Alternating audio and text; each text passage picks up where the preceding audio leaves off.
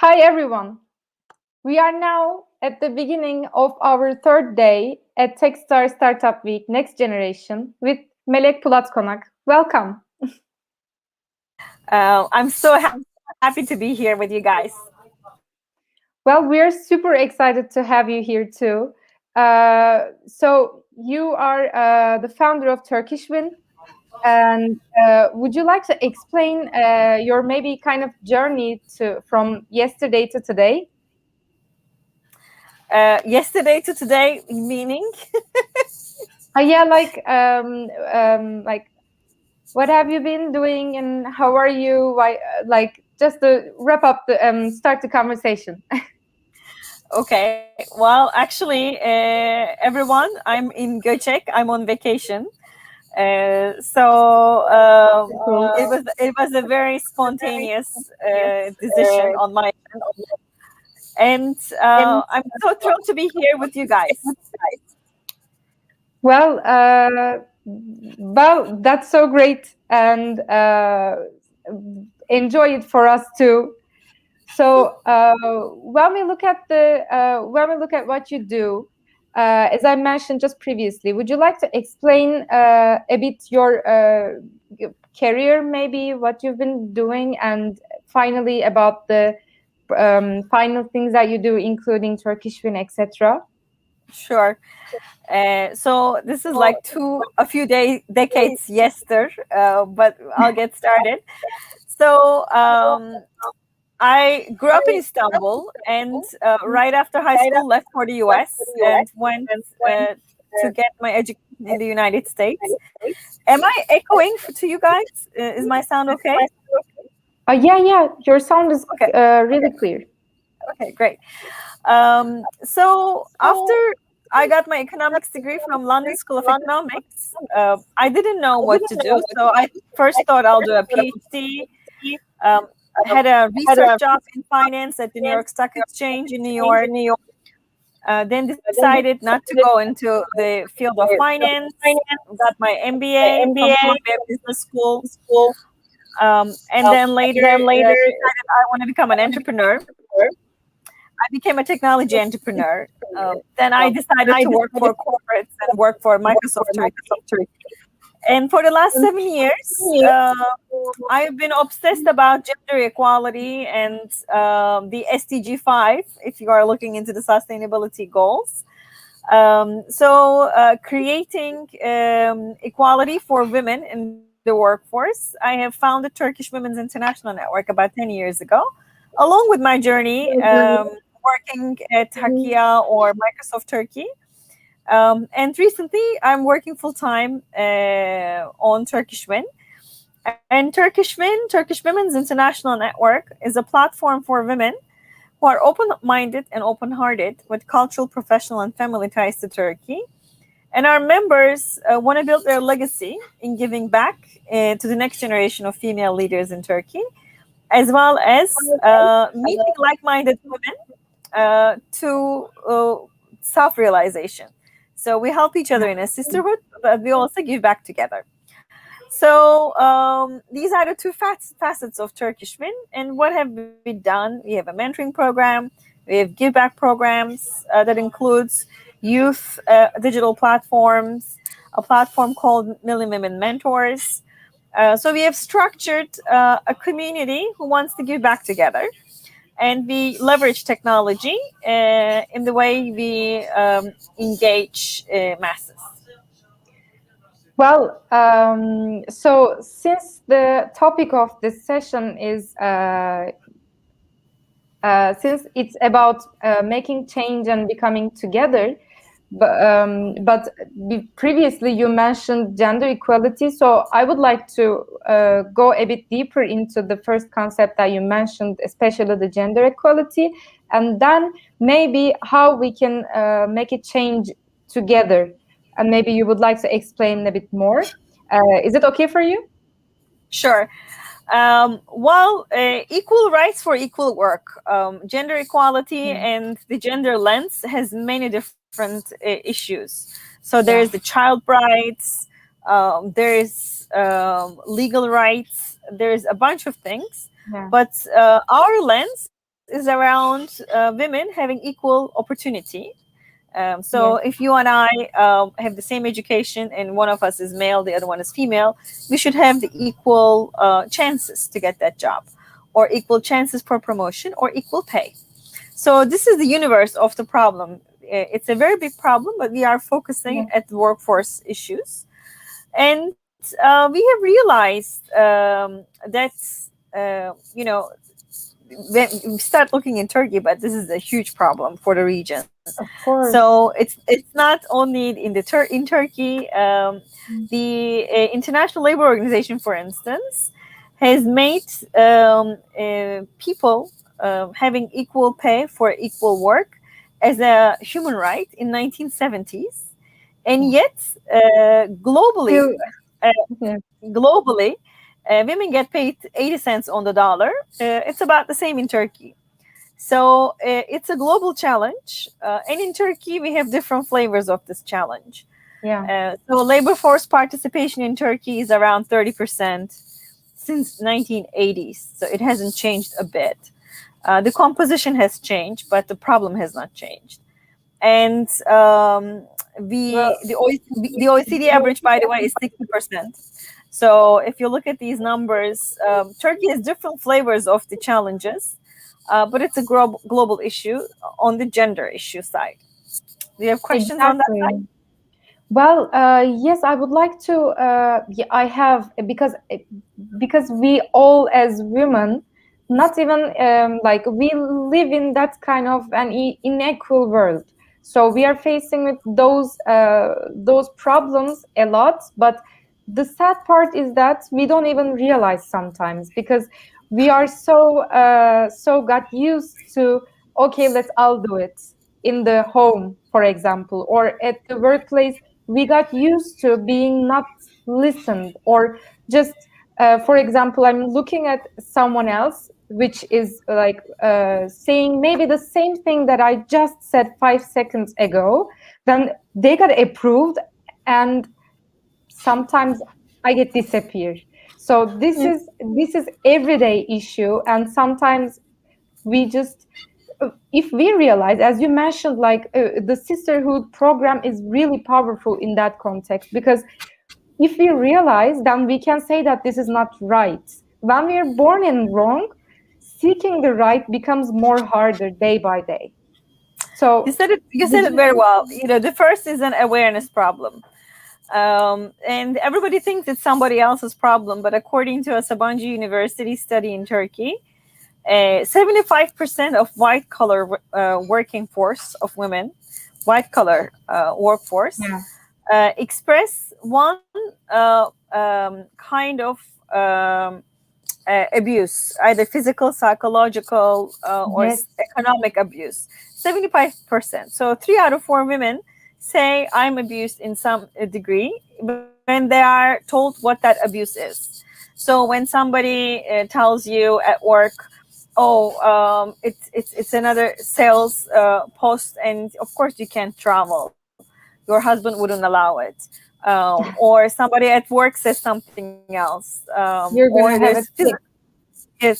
when there's even physical abuse, some women say, oh, he loves me so much, etc. So there are ways that the society, media, look at our TV shows, look at the role of women. They are depicted so much less at the workforce as opposed to home and kitchen. So all of these are kind of ingrained. So this is what we call the culture. The culture you are born in kind of gives you an image of what a woman is and what she does. So when you have a level of awareness around the language, around your rights, about what's possible, then you can be part of the change. And this is not, this is a society challenge. It's not only women's problem. Of course. So most of it is usually insinuated and propagated by men. So it's a society problem that has to be solved by both parties. So sorry, I wanna add and maybe talk a bit more about the whole society's problem, because some of the people thinks that actually believes that the problem, women can solve the problem, but yes, there is an inequality, and if everything is being explained in terms of relations, so explaining the sun with the moon or day with the night, it's just a basic example. But if there is an input that bring us together, bring us today in this situation, so everyone is responsible in terms of different jobs, maybe. So would you like to? Everyone Yeah, is responsible from the family. So exactly. if your dad never washed dishes, never helped with the housework, Yeah, if your mom allowed that to be, if the son gets different access to education than the daughter, so all of this is propagated. But this is the problem. So let's spend more time on the solution. And we all know, if you are listening to us and if you are nodding in some way, you know what it is. And for men in the audience, if you have a mother or a grandmother who could have been a CEO, she could have been a CEO. She is managing everything, has everything on charge, motivates people, follows up on everything, but she didn't have a chance to realize her potential. So it's a human right to have your potential realized without restrictions laid on by somebody else. On the solution side, so this is a system issue. The and Again, I'll refine. We are focusing on educated, university educated women entering the workforce and having the equal rights. In Turkey, unemployment rate of a university educated male is around 23%. A university educated female is 35%. So what we are trying to do is equalize even that. Like there's so much to do, but we are really trying to focus our problem. So there are systems in place that are the root causes of this. There's a family education system, university education system, not having enough childcare. When the woman becomes a mother and she needs to take on different responsibilities. There is at least 20 systems in place that need to work together. And we are focusing at Turkish Win on the informal education system. What is informal education? You go to university, get your formal education, but you learn about life from your family, from your social capital. And if in your social capital there are strong women who are role models, you learn by watching them what you could do. yes, But if you don't have anybody around, you don't know what's possible. And you don't know, this is an informal education. Nobody tells you what to do. Nobody tells you how to get that job or what options to take. Or if you get that job, what to do on your first day of work, your first 30 days, first year. We built Turkish Win with women who want to share all of their experiences in different networks. And Yaprak is our mainstream digital network where we share our role model stories. We share our recipes. This is how I did my decisions. This is how I took my steps. This is how I overcame my family's obstacles. This is how I convinced my father to study in a different city. This is how I got encouraged by my grandfather, and he's my role model.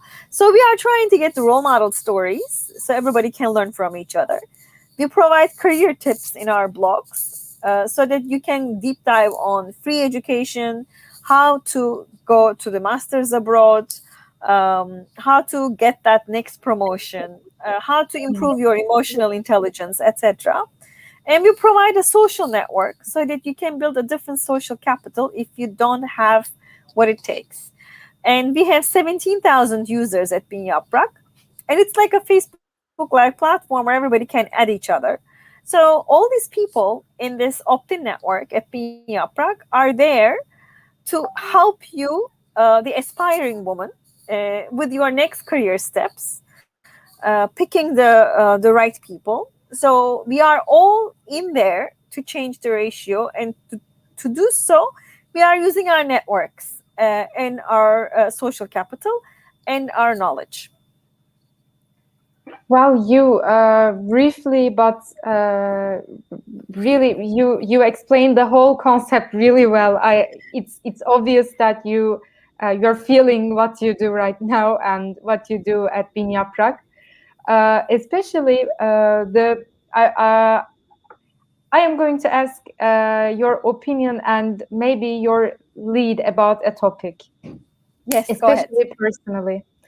So even me, I am studying political sciences, and we have gender lectures from our teachers, and sometimes I see that there are a really misunderstanding about powerful women concept, because we are so used to be attach masculinity and being powerful with each other. So if I wear skirts or if I do makeup, I don't seem maybe like an authority or maybe powerful, because they're expecting to from me to be a powerful as a man, like a masculine person, masculine woman is reflecting powerful women actually. And I believe that this is not right, because I can I can do breastfeeding, I can wear anything I want. I can even wear pink shoes, and I still can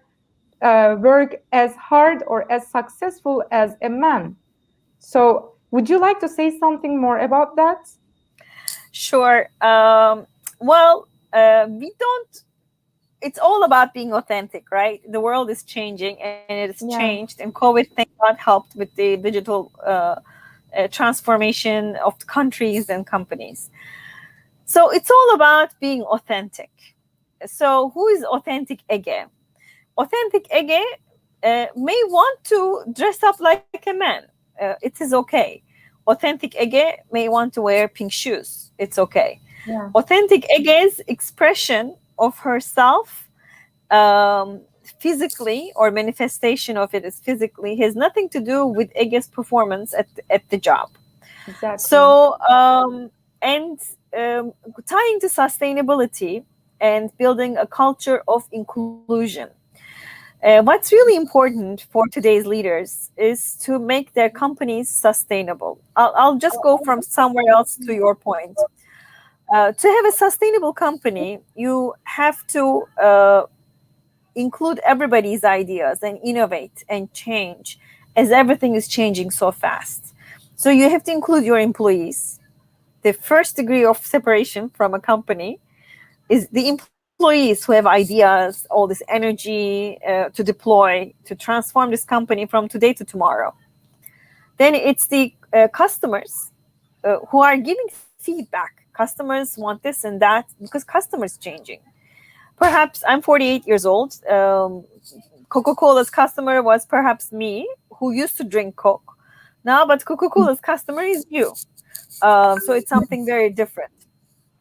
And then the society in large. So if a company doesn't have a footprint in making their impact sustainable, it doesn't work. So how can a company then, going to the first circle, because we pay as a company, I pay my employees to be there. But if I cannot make them feel welcome the way they are, or feel them welcome with their ideas, they will not come with their whole selves to work. So if you don't come with your full self to work, then it's going to be.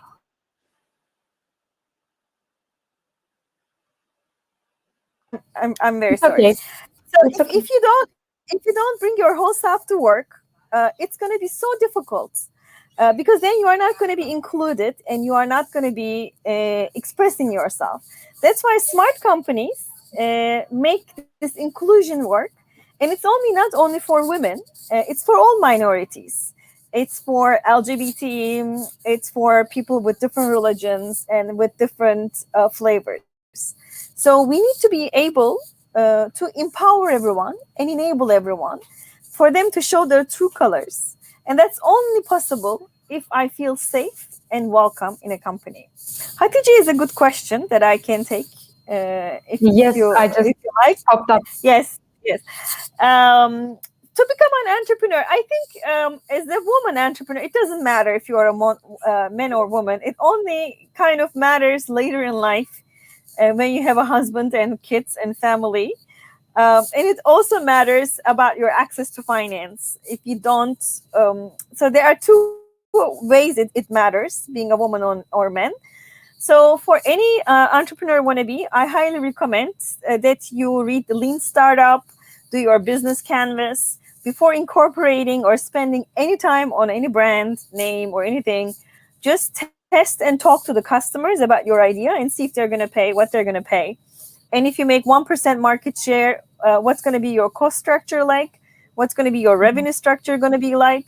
If it makes sense. So the economic sense and the value proposition of ideas is where it should be vetted first. And then knowing yourself very well so that you can build a team that complements your skill sets. So those are the two elements. With females, what is difficult? If you're a young woman, to do anything, if you are going to be a manager or if you're going to be an entrepreneur, you'll run into the biases or unconscious biases about being undermined, etc., which you can manage in many different ways.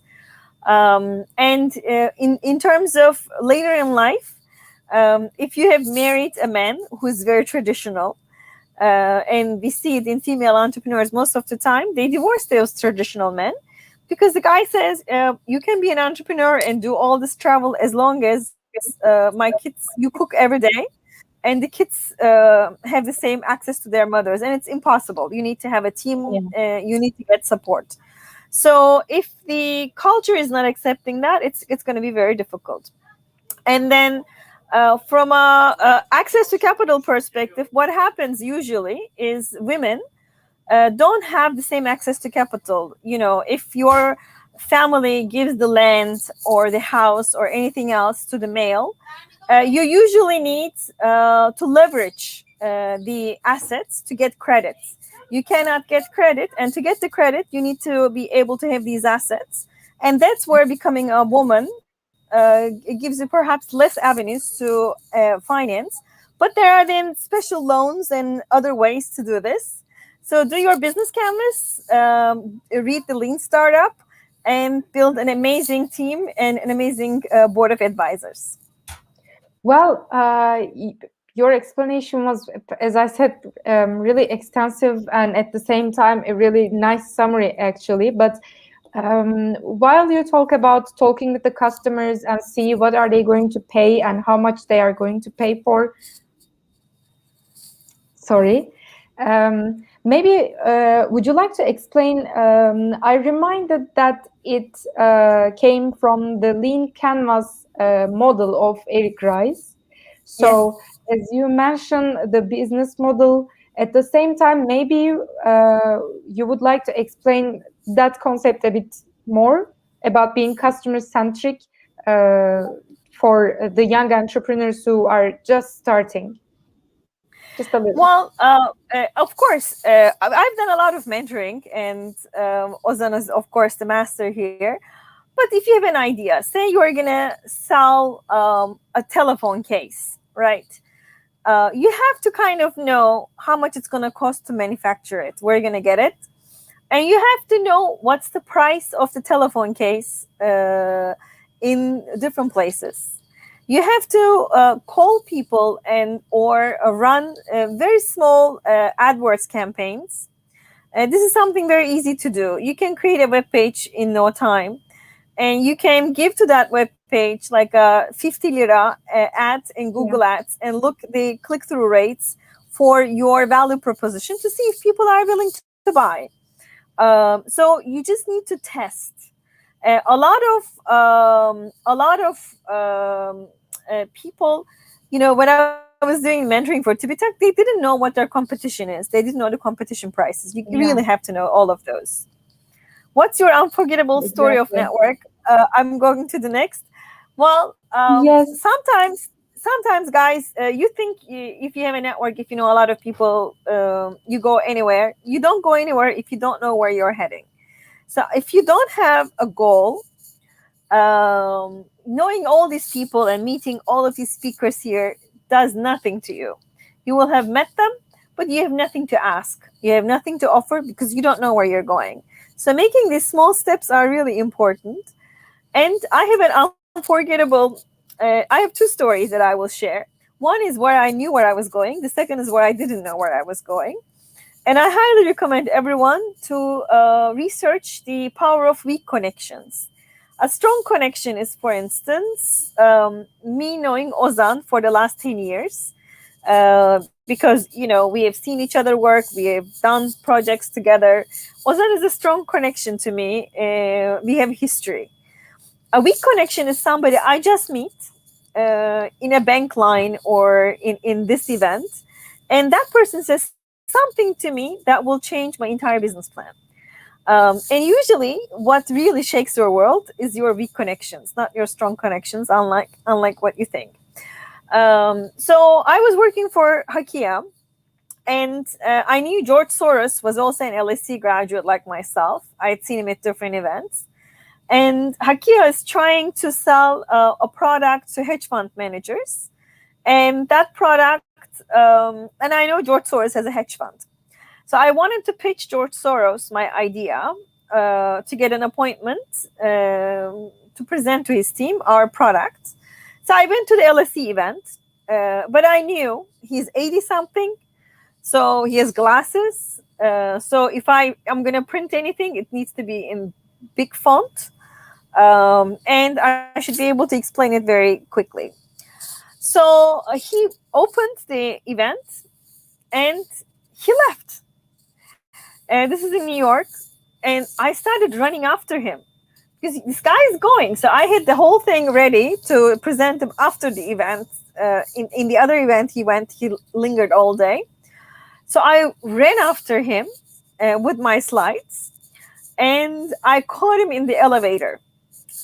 And it's the elevator pitch. So from the 9th floor to the lobby, I said, this is our idea. I'm an LSE grad, and one of our co-founders. This is what we are trying to do. And I'm looking just for one appointment with your team. And I got that appointment after that elevator ride. But I knew exactly what I needed.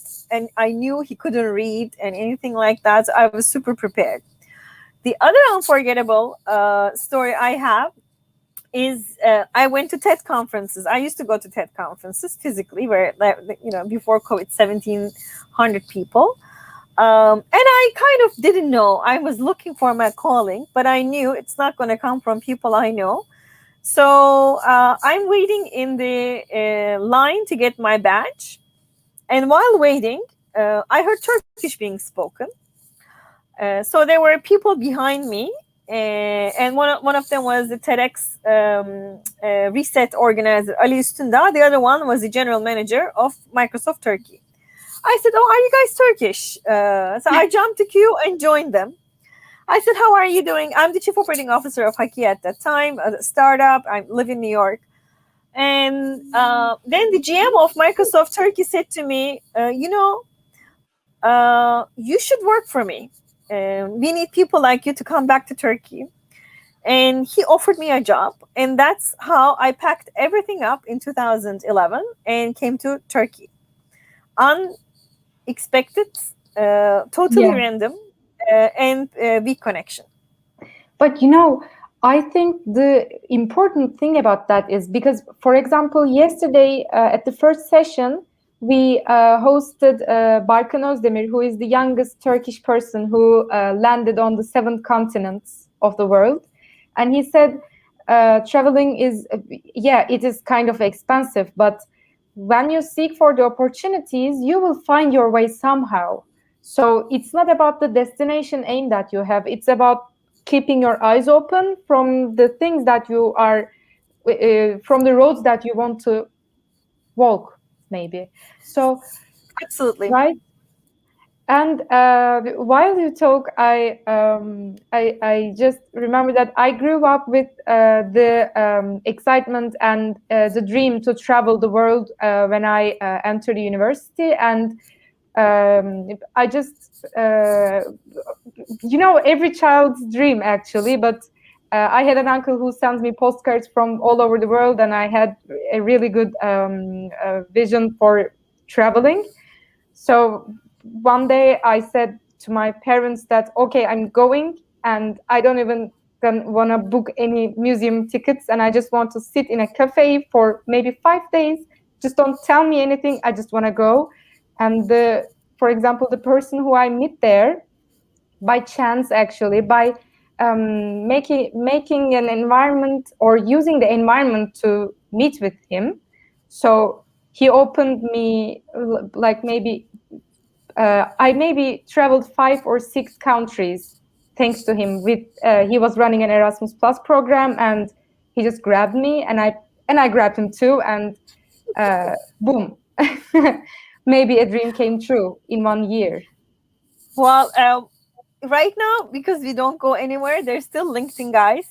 You can travel the world with LinkedIn, meeting so many interesting people, listening to so many interesting things, and YouTube. So keep your eyes open, create networks to change your life and to change the lives of others.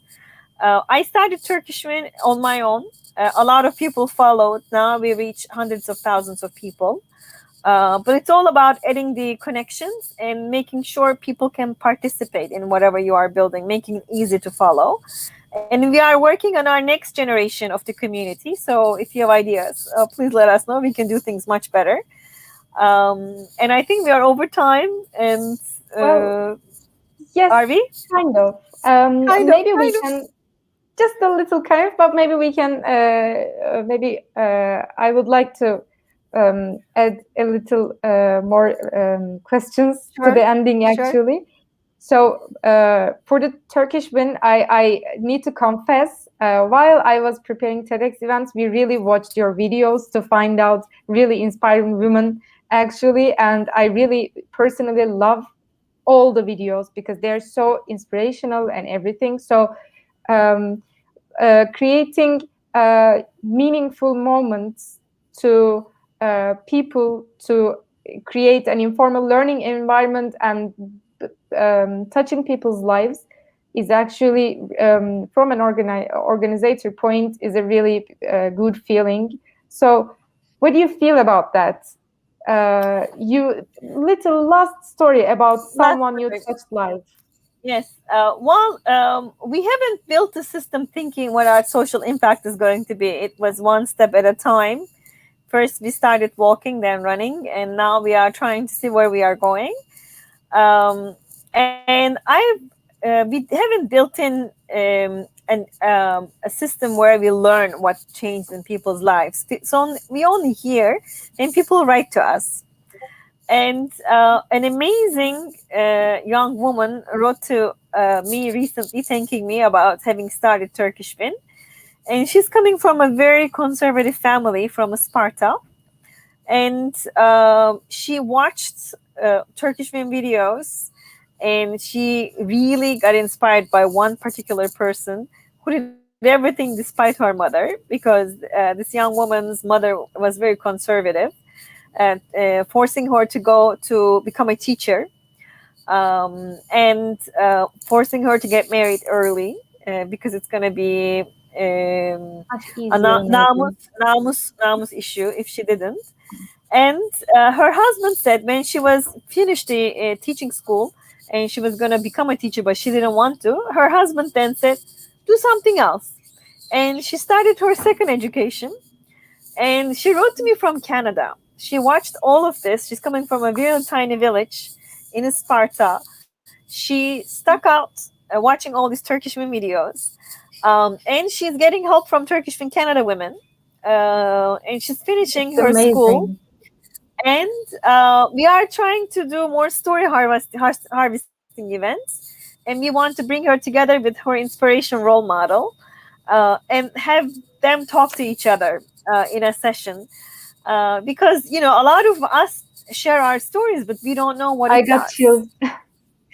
Yes, and her story is actually, the details of her story are very rough, but she became such a well-rounded woman. And she wants to inspire others because she says, if I did it, so can others. And she wants to inspire women coming from small villages who have very conservative parents who force their hands in choosing a lot of things. But she chose well her husband, who gave her the space to grow, something her parents didn't do. So, my last word for all the young women out there, no matter what your family is, perhaps we don't choose our families, but we certainly pick our husbands. So, pick someone who will grow with you and who will give you room to grow. Because the rest of life, when you leave some restrictions at home, is in another home, and you can definitely make that happen. Well, it has been a wonderful experience for me to have you at this session and be able to ask my questions with an audience and take their questions. It's been a really unforgettable session for me because yeah, we have a lot to do, we have a lot to learn, understand, and maybe change together as women, as a society. So, from all of the women, I would like to, and all the actual society, I would like to personally thank you that you've contributed that kind of a big change, and you come back maybe with that elevator, and it's so it's like I don't know, it's kind of like a miracle how people can come together in that way. So Again, we it was are a really very nice. powerful. We are all very powerful. You have a huge power in you, and this social change is a journey of 1,000 miles, and it starts with a step. Perhaps for Turkish men's journey, I took the first step, but you and amazing women like you who are coming from different backgrounds, different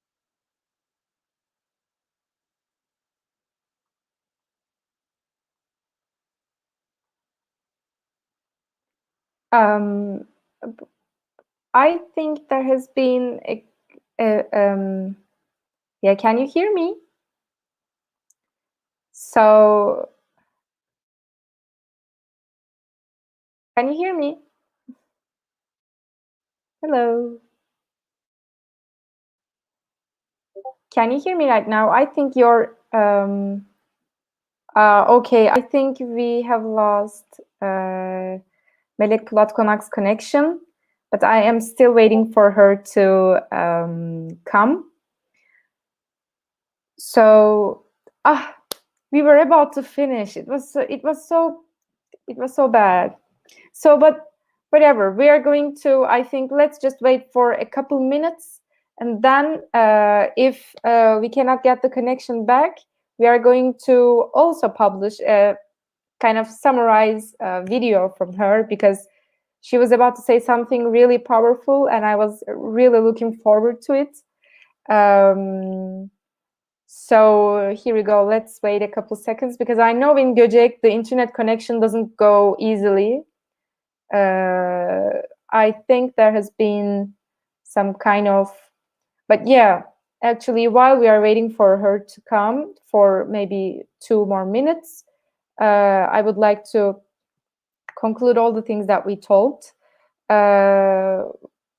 Well, the session's name was Building Network for Change, and it has been really powerful. Like as we started to talk from Monday, astronomers started to say that okay, individuals can make change when they come together, but start with a step, as just before Melek Pulatkonak mentioned. So being together and yeah, while walking this road, knowing that somebody has been on the road and they have been guiding you, and after that you be a guide for the others, is maybe the first and the most powerful way to reach a better world with a change, maybe. And let's say that and conclude the session.